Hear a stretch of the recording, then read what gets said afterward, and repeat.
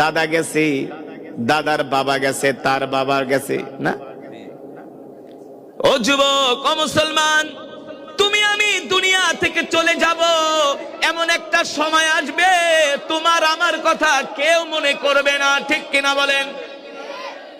100-150 বছরের ব্যবধানে তোমার আমার অস্তিত্ব পৃথিবীর জমিন থেকে হারিয়ে যাবে।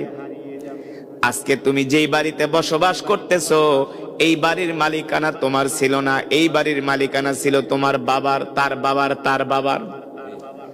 তার মানে কালের আবর্তনে দুনিয়ার মানুষের সব কিছু মুছে যায়। এই পৃথিবী ছেড়ে দুনিয়ার মানুষকে চলে যেতে হয়।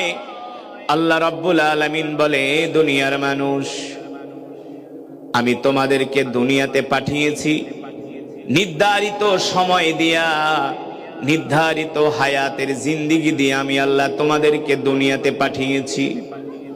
ইদা জাআ আজালুহুম লা ইস্তাখিরুনা সাআতা ওয়া লা ইস্তাকদিমুন।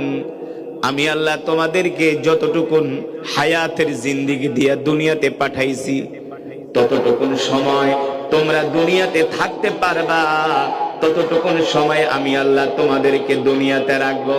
যখন তোমাদের হায়াতের জিন্দেগি শেষ হয়ে যাবে, এই পৃথিবীর জমিনে তোমরা আর 1 সেকেন্ডও থাকতে পারবা না, 1 সেকেন্ডও না।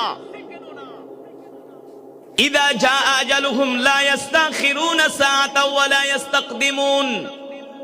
আল্লাহ রাব্বুল আলামিন বলে, দুনিয়ার মানুষ, আমি আল্লাহ যেমন করে তোমাদেরকে হায়াতের জিন্দেগি দিয়া দুনিয়াতে পাঠিয়েছি, আমি আল্লাহ দুনিয়ার জমিনে তোমাদেরকে রিজিক দিয়াও পাঠিয়েছি।